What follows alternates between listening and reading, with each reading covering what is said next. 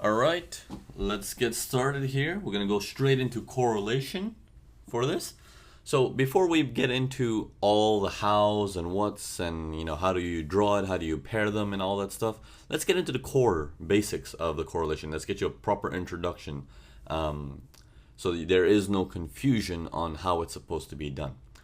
So a couple things that you have to monitor for correlation. Correlation consists of grouping the pairs that have the same symbol. For example, euro is here, and here's again euro, again euro, again euro, again euro, but it's euro against something else, euro against something else, euro against something else. So what correlation actually does is if you're watching the news and there is an announcement regarding the euro, and then the world across the board starts dumping the euro, you'll actually see it here on your charts that all the euros are moving together.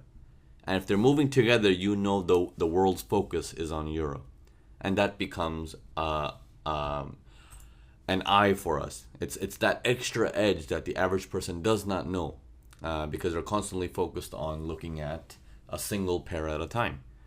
But this is like a bird's eye view. So imagine you're the hawk in the sky and you see everything that's happening below.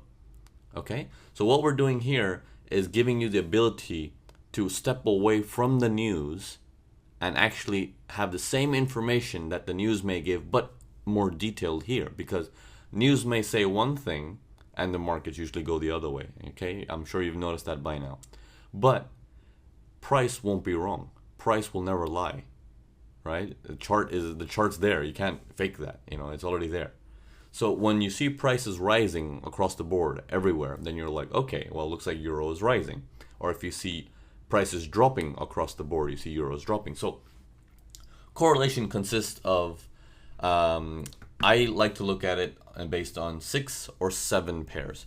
So here's the currencies that are important. We have the euro, that's important. We have the dollar, that's important. We have the Canadian dollar. We have the Japanese yen. We have the pound. We have the New Zealand dollar. We have the Aussie dollar. And we also have the Swiss franc.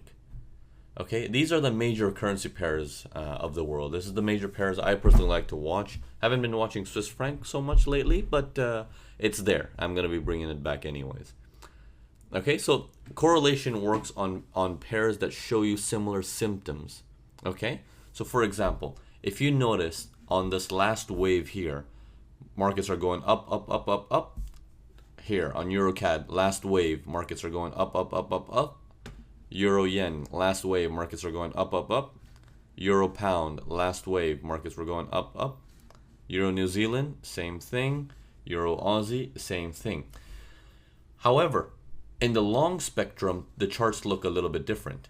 This looks like it's coming in from an uptrend, so does Euro Aussie, but Euro Yen looks like it might be in a range, and Euro USD looks like maybe it's an overall downtrend. Okay, so it is correlated recently, okay, towards this day here, but it wasn't correlated earlier. Okay, so correlation will help you look into that. And don't worry, the questions of, well, how far back do I need to look if it's too recent? We're going to go over all of that stuff. We're going to cover all of that stuff in detail. But as a core basics, correlation consists of 6 to 7 currencies. You want to pair them up together. So I paired up euro amongst these 6 pairs to get a bird's eye view. Is euro an interesting pair for the world? And when I say the world, I'm not talking about retail traders. When I say the world, I'm talking about our banks and institutions and hedge funds and all this stuff. Are they looking to dump or buy euros? And if they do, I don't participate yet. I'm just curious to see what's happening. Okay? That information already is the key, because that's where the money is flowing. And if the money is flowing there, the pot is bigger. And if the pot is bigger, it becomes easier to take from it. Okay? So keep that in mind. And so correlation is that hidden analysis. Okay? So that's the basics for it. Now let's go on to the next video.